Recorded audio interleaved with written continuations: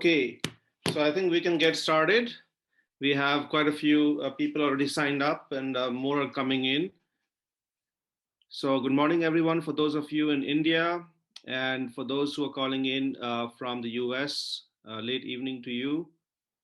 This is Deep Chakraborty. I'm co-founder and CEO of Enact Systems.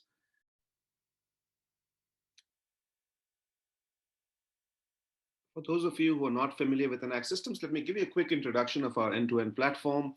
Enact offers the leading cloud platform for solar and storage projects now in 15 plus countries. Enact has two sides. Envision is really used for developing projects and managing execution of projects, fully integrated design as well as execution management for installers and developers, as well as different types of utilities that are now entering the space. Engage on the right hand side is really used to manage assets. Enact connects with the physical asset after it's built and gets the data out of the asset. So live reporting of energy analytics as well as savings and energy management, including solar and storage, is possible through Engage. The whole platform is integrated. It's an open platform for all manufacturers as well as different types of third parties, financiers, and utilities. So it really creates a transparent ecosystem for large urban areas that are now adopting solar in a big way. And we are playing a role in reducing the soft costs, increasing the value of transactions, the speed and data aspects. So an X platform is now used across the world in 15 plus countries.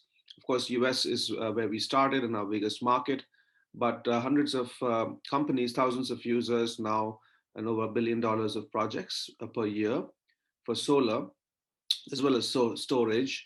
And some of the brands shown here include large developers and installers, as well as asset owners on both sides. We have excellent examples of success stories.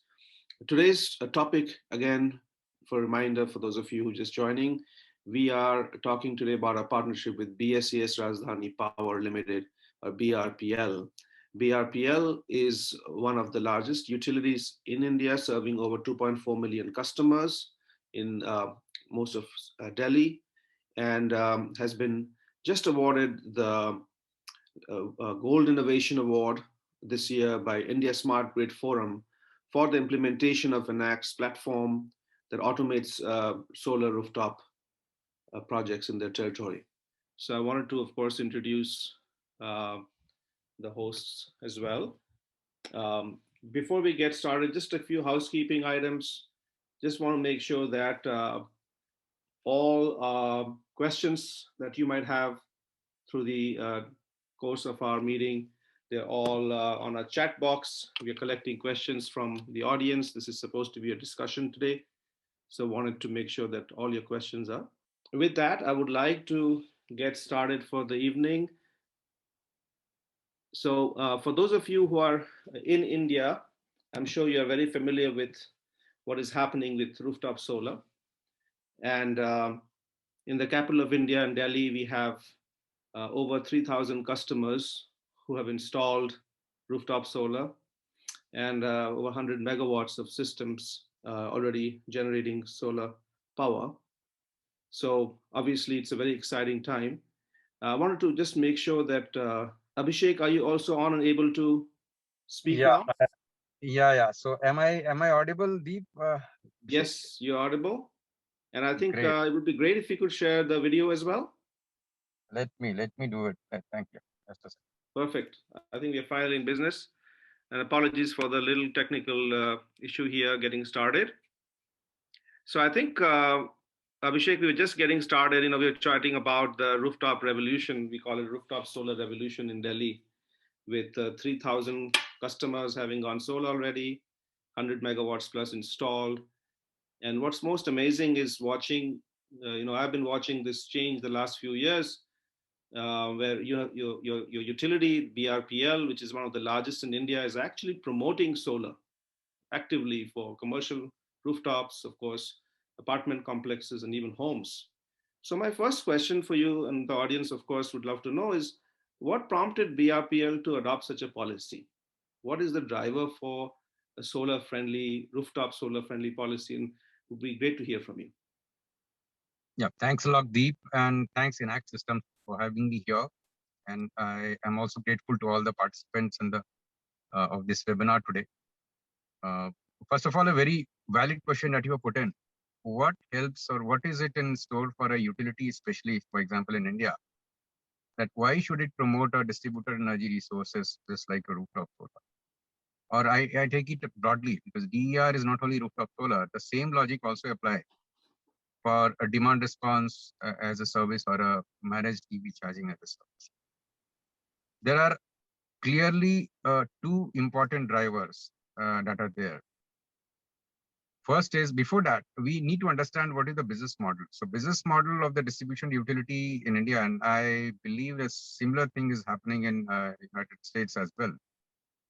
We earn a rate of return, a regulated rate of return on the business. So rate based basically. Now, so if our losses, that means the transmission and distribution losses that is there, if they are minimized or they are in control, so we are not bleeding any money or losing any money or making any money from the supply of electricity. I'll tell you why. Because we are in a position where we are only a distribution utility. We do not own any generation. So the generation is bought by us from some different utilities, which are maybe a central government utility, maybe a private utility, generation utility. But then the tariff at which we buy is also regulated, given by the regulator. That is one. So we purchase it in our pool of power, average power purchase cost. Then we also own the network and we maintain the network and then we supply. So then the cost of network, etc., maintenance, O&M, etc., it is added to the APPC, then it is called ACOS, average cost of supply. Now, APPC is almost, power purchase is almost 80% of the total cost of supply. 20% is balances this one. Network, O&M, administrative costs, and also our fixed rate of return, that is within 20% of the total money. Now, the rate at which I sell to the retail consumers is also determined by the state regulator, just like you have CPUC in California. Here we have a DER, CDER. Okay. So now the rate at which I sell, so that is called average billed rate. So normally how the retail tariff is designed is the ABR is equal to ACOS. So that there is no mismatch in whatever the cost of supply and whatever I am getting in return from the consumer business. So if there are very minimal losses in terms of say technical and distribution losses, I earn my rate of return on my equity base. So if suppose I am able to recover the fixed cost for my retail consumer, which I pay, what are the fixed costs for me? The fixed cost is the fixed cost of the PPA, which I have to pay to the generator. And second is the fixed cost I incur to maintain, augment O&M of the network. If I'm getting the fixed cost of the same, even if the consumer gets supply from somebody else, I'm okay. There's no problem. So that's very interesting. The second part is audible. Yeah, we can hear you. Yeah. Yes. So the second part of it, first part of the story is like that. Second part of the story is now when we have these distributed energy resources in our network, they help reduce the technical losses and overloading of the network. Because the rooftop solar, which is getting generated at a particular time, which is in the daytime peaking, is also our peak load time, peak asset loading time. So it is having a very good complementarity in the profile, the generation profile as well as the load profile. It helps me optimize my network conditions. Second, I have a universal service obligation. So I have to supply power 100% of the time to 100% of my consumers. Suppose the consumers are themselves producing that electricity at their rooftops only. That quantum of electricity, I don't have to procure from outside and bring it to the roofs. So anyway, I am allowed the tariff either way. So if I purchase it from outside, I bring it to the roof, I am getting paid through the era the consumers are paying. But then if the consumers are themselves producing it, what is benefiting them and the utility is that the losses, the line losses which are incurred right from the X bus of the generating stations, maybe 1,000 kilometers away, up to the roof, the T&D loss, entire thing. In India, we call it transmission loss, is also known as POC, Yep. point of connection losses. And then you have a sub-transmission and distribution, the complete wire loss. That is avoided. So that is a very good thing for utility like us, that more and more distributed generation, lesser and lesser is the losses. And lesser the losses is more incentive for us in the regulation. So the regulations provide that if we minimize our losses, reduce our AT&C, T&D losses, than a particular target set, we will be getting incentive, or otherwise we are getting penalized. So this DER is actually helping me minimize the losses also.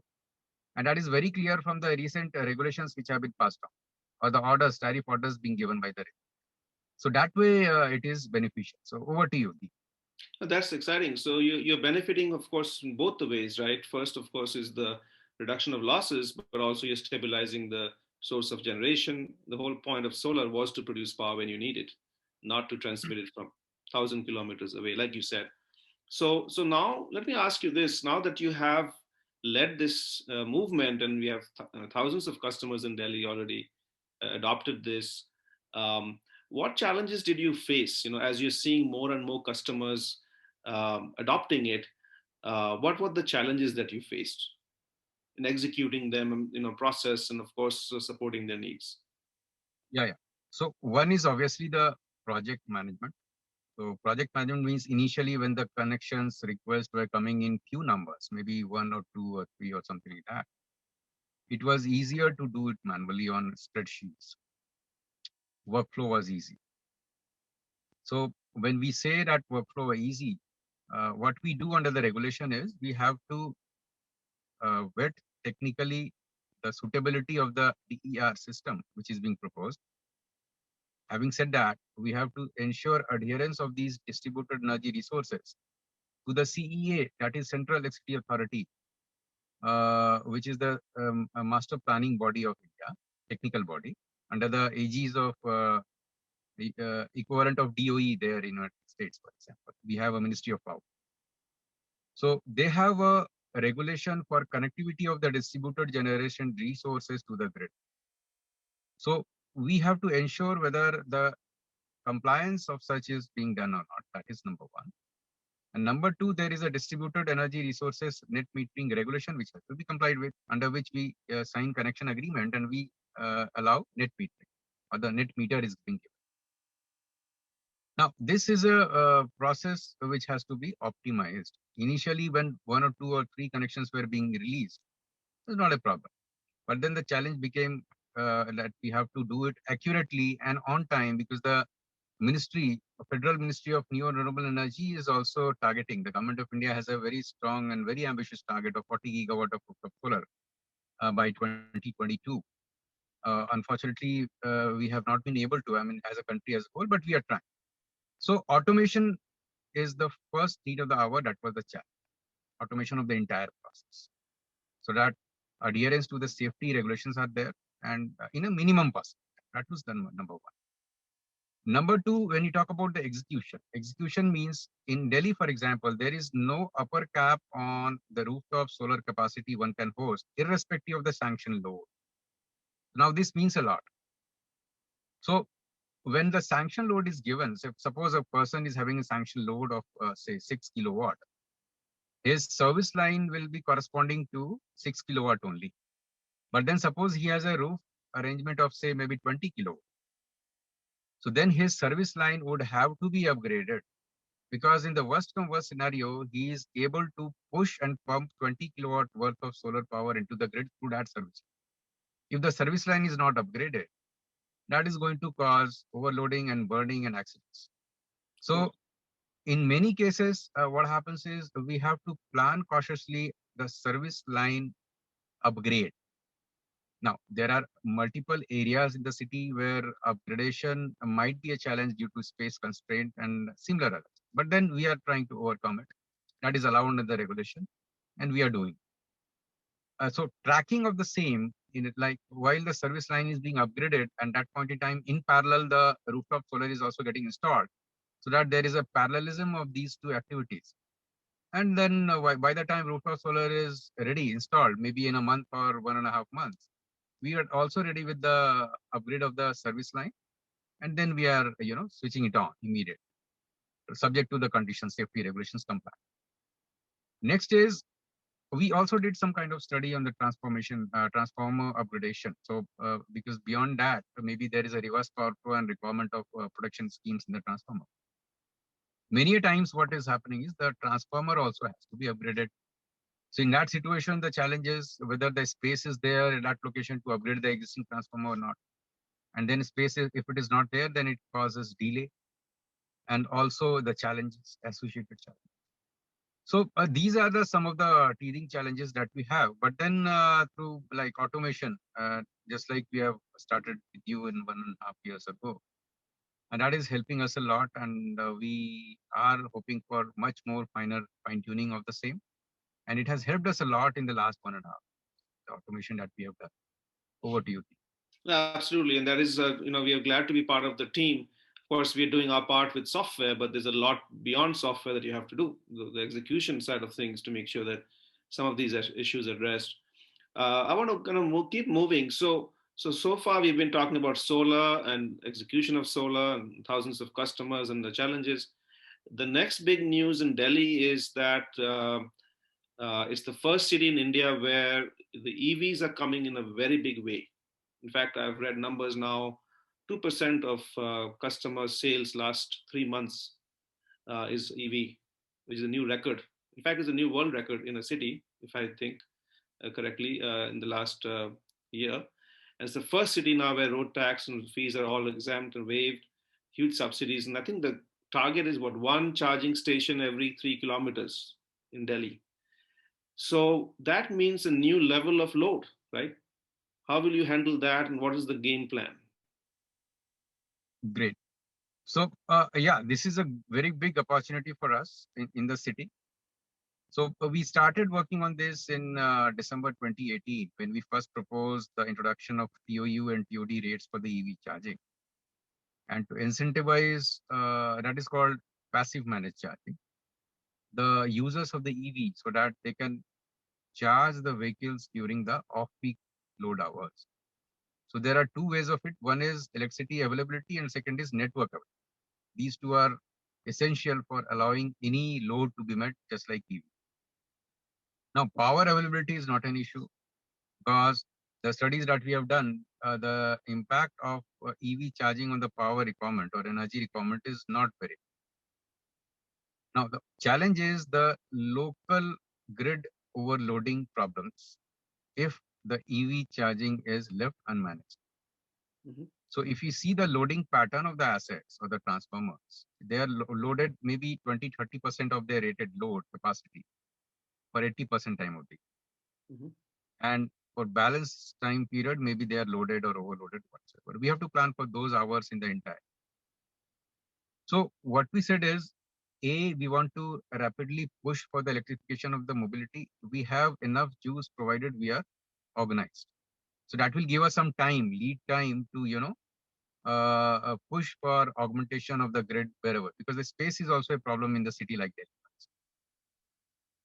So we said that, okay, let's push ahead with TOD, TOU. Then we said, okay, we submitted the business plan saying that, okay, this is the next 5 years, this is how it is going to pan out.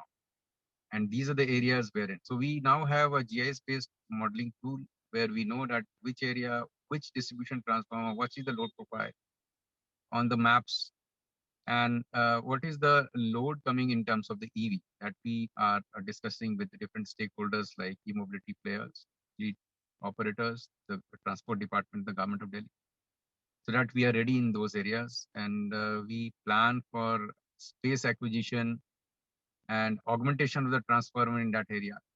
Very happy to inform you that we are working with MCD, which is a Municipal Corporation of Delhi, or City of Delhi, you can say, and the Energy Efficiency Services Limited, which is another government company, to introduce such public charging stations in many of the parking lots. And also now there is a DTL or Delhi Transco Limited public charging tender also, which is on BAC. And we have already done exercises for that same. There are 500 charging points which are planned across the length and breadth of the city, for which the network augmentation is not required and can be already given. It can be readily given. Sorry, wherever some small portions it is required, can be readily given. Space is there and planning is there. So you will see the tender is already online. Maybe in the next 6 to 7 months, we'll have, like you said, every 3 kilometer that will be immediately available. But now there is something beyond that. There is something called private or home charge, which is also going to come into place. The government here and the regulatory commission here has given a separate tariff for EV charging at home, so and anywhere else. So that is another area where we are pushing that unless and until we give a TOD, TOE rate and benefits to the consumer, and smart charging is made mandatory, because these are the beginning of the days. So if smart charging is made mandatory, somebody will not have to wake up in the night to switch on the charger, and he or she can get the benefits of the rate, and also coinciding with the renewable energy generation in the grid. So when the sun is shining or wind is blowing, if that point in time, apparently you can push your charging. And in the night, graveyard hours when the wind is blowing, that is also the time when the entire city is sleeping. So the load is also minimal. Why can't we push to overnight charge? So those things, So those things have to be put in place, and that's what we are working with the Honorable Commission here and the government. Over to you.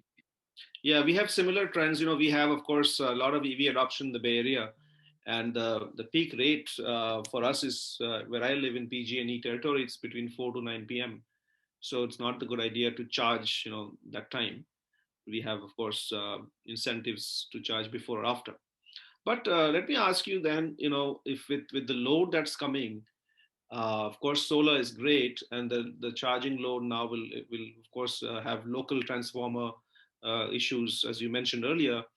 Does storage have a role to play? Where does energy storage fit in? Is it on every roof or every home, or do you see that as a community shared asset? Good question. So I was discussing the same points with my friends there in Southern California, Edison, PG&E. We were a part of some of the conferences, and he was mentioning that it's like the storage can fit in at every and any node of the power system. So right from the utility scale to the transmission substation, virtual transmission, behind the meter, clubbed with the rooftop or without rooftop. And luckily in India,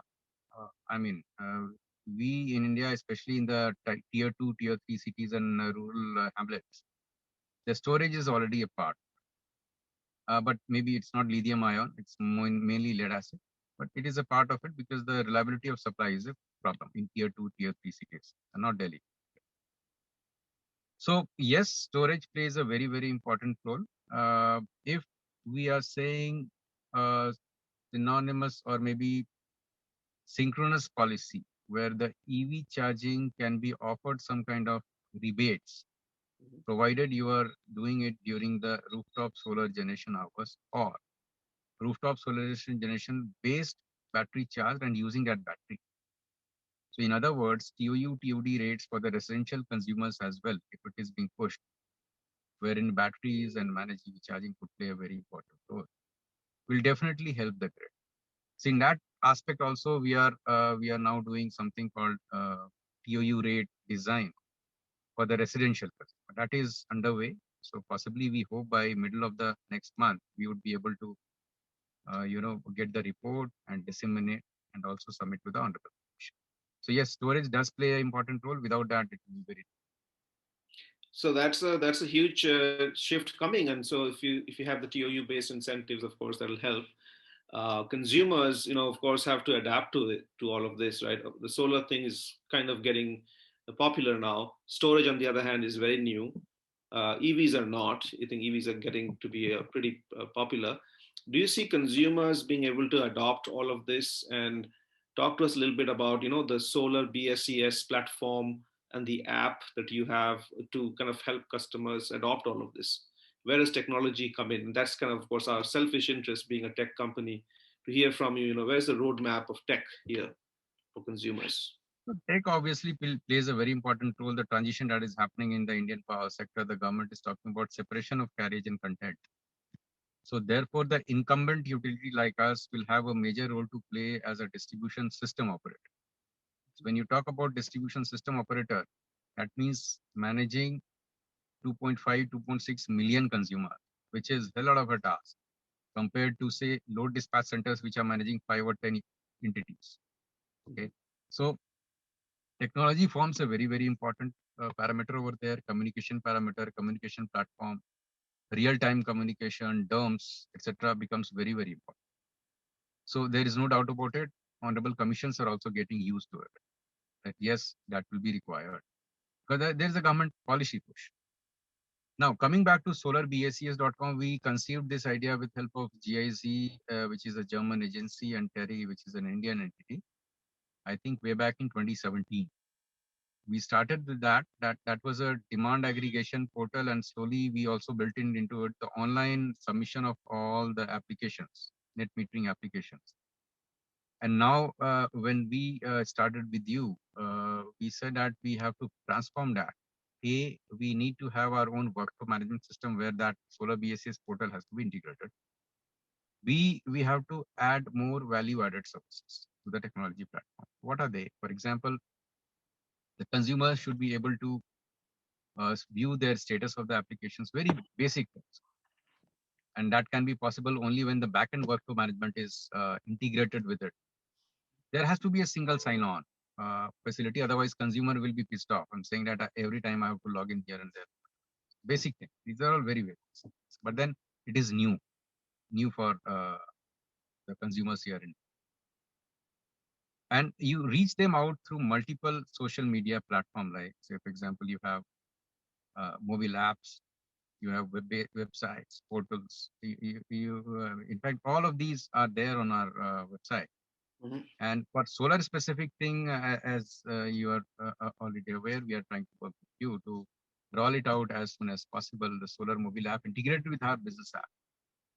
Not only to give them the status of their applications, but also to give them value-added services in terms of how their plant is performing, peer-to-peer comparison, behavioral insights, and also going forward, the insights into O&M part. So these are some of the technology interventions. I have not named specific technologies, but these are the business requirements which would be required. For that, seamless communication is very, very essential. As and when we switch over to AMR or AMI for the retail consumers, that will be very good. As of now, it is monthly reading. So yes, and then finally, when we add battery storage, or we also go forward to management of these distributed energy resources, like for example, inverters become smart, and we give them signals to behave in a particular way, volt-watt control or volt-wire control. This is not there in the grid code as of now in India, but as and when it, because the ministry, federal ministry is already working on it, as and when they become reality, those capabilities has to be there in the terms of the DSOs to make full use of it, so that these distributed energy resources would be have to be managed as a virtual PP or virtual power plant. So that kind of technology readiness is required. And before technology readiness, technology is already there in the world, not in India, but in the world. Before that, that acceptance in terms of statutory or regulatory or policy has to also be there. So glad to say that these words are not new to India now. If you talk to the top bureaucrats or the policymakers or the regulators, they're aware. They have heard of this VPP, and thanks to people like you and many other USAID, we are working with them. So for example, we are working with them and they're helping us to get to know. Over to you. That's exciting. I think, I've been firing away the questions, and I have a few audience questions also popping up. So I will start taking in some audience questions also, and please feel free to ask questions here for Abhishek. We have a few minutes left. One question that has come we talked a lot today about customers, about the grid, and also, of course, the EVs and the storage and software. A lot of the work that is getting done in this sector is by small private companies, solar installers or storage installers, going home to home or building to building and servicing these assets. What role does the utility play going forward, with working collaboratively with such companies? Because there's going to be thousands of distributed projects and not all projects will go well. So what are your thoughts, on this whole sector of service providers and how to make it more collaborative in terms of the execution? Yeah. So see, the program, solar program that we have here in Delhi is already working on the same model. We have multiple partners who have been empaneled as a part of the RFP procedure in India, in Delhi, for example. And these are our channel partners with whom we have contracts already in place. And they execute on our behalf and provide O&M services on our behalf as of now for the fixed period of say 5 years from the date of installation. We call it capex if somebody is paying for it, and the rates are also discovered as a part of the RFP that we conduct as a distribution company. So we are the implementing agency under the Ministry of New Renewable Energy solar program.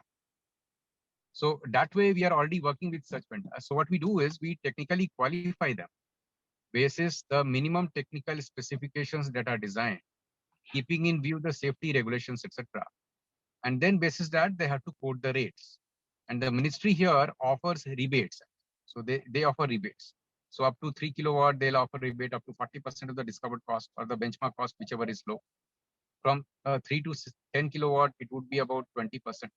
So what they have done is they have tried to incentivize the solar capacities which are on a lower side. So that way, what I'm trying to say is this model is already working. So we are working with the small, medium players who are eager to join this solar, and they are already doing in this process. Over to you. Okay, that's great. One other question that has come in, and this is of course from one of the attendees, that since so many gigawatts of solar power already exist in India, um, is it the utility then necessary for the utility to pursue their own distributed plant ownership for generation, or why not push more the policy towards on-site solar or on-site implementation? Given your learnings that actually the losses come down, is the generation asset really that important because you'll have more losses? What are your thoughts? Of course, you don't have generation assets, but others do. So this is something now you're speaking for other utilities. Should they build generation assets far away in the desert and pump it? Or why not just push rooftop solar? Because the consumer, all the load is on the consumer side, right?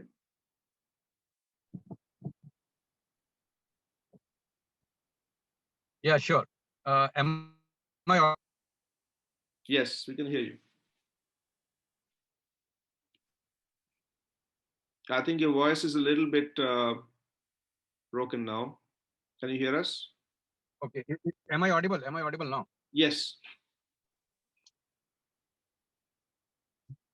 Yeah. So what I'm saying is this is a very good concept that utilities should own the distributed energy resources. And there has to be a business model, whether they own through a rate base, allowed as the distributed energy resources be allowed as a part of the network augmentation scheme as well as network augmentation scheme come generation scheme. So it should not be viewed as only as a so overloading issue. Now, second thing is the model could be either a capex model where the utilities themselves invest and they get a rate of return. That could be one, or they get it implemented through somebody else and they have a contract signed with these MSMs. So they purchase the power entirely or services basically, not only power, but also services. Tomorrow when the smart inverters are in place, we'll purchase the services. So in other words, we are going to manage the VPP. So this actually, there is a very good matrix from SEPA, which I love it. On the x-axis, they say that what is the deployment control from low to high. And this is a report from 2019. SEPA had published a constructs of the future utility, might have seen it. And then the y-axis, it is from the low to high, the operational control. So we would love to go to the fourth quadrant, which is energy service platform or energy service company, ESCO. So yes, that is the way to go for the companies. And especially I'm glad to see that the government of India, they have said that, okay, there has to be certain changes in the regulations and the statutes where the separation of carriage and content is going to happen. So that is the way incumbent utility would be. And we are also starting that, submitting some petitions before the Honorable Commission for the models. Over to you. Got it. I think we have time for last two questions. One other question here is financing of such assets. Do you see the utility playing a role in financing such things for consumers, or is it off limits? Utility financing or on-bill financing was attempted in Andhra Pradesh, but actually didn't take off because the utilities finances are already stretched in this country. So it might not be there. But yes, we are trying to figure it out whether how can we support priority lending and low cost lending to the retail consumers to set up the things. Already we have a Suprabha program here in India by World Bank funded, where they are helping the installers get good loans, provided there is a domestic content requirement. But there is no retail loan as of now. The installers are getting the loan. So idea is that they pass it on the benefits in the rate which are discovered, which is being done. Anyway, the rates are also low. But then if the retail loans are available to the end consumer, that is also going to be beneficial. And there, what role we can play as a facilitator? Because if we allow financing by on our books, that becomes a part of the rate base. So that may not be allowed because our finances are already stretched and the regulator may not allow.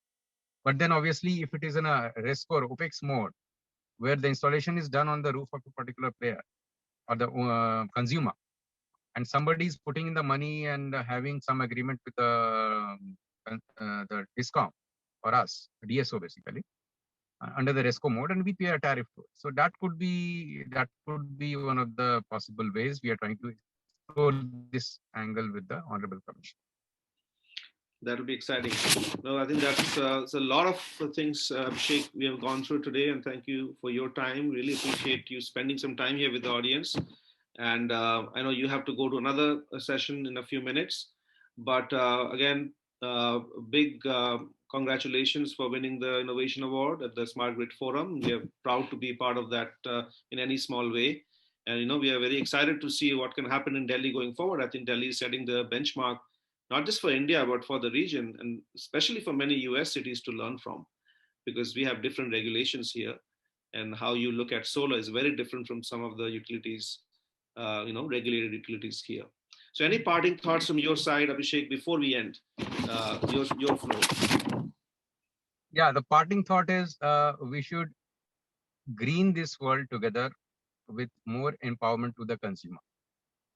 Okay, so that is my parting thought. And obviously there will be enablers, technology, non-technology, whatsoever. The idea is like this. So we have to green the world together through more empowerment to the consumer. Consumer has to be in the focus. That is my parting thought. And thanks a lot, Deepan and ACT, for giving me this opportunity. And sorry, I have to rush for a meeting. Therefore, I will not be able to spare for the time. No, but yes, I must thank you and congratulate to be our partner in our journey for the last 1.5 or 2 years. And yes, we look forward to do many more good things in the future. Absolutely, Abhishek. Look forward to it. Appreciate your partnership and to the team. And thank you again for joining. Thank you everyone for joining today, and have a good rest of the day. Thank you. Same to you. Good night. Okay, bye. Bye.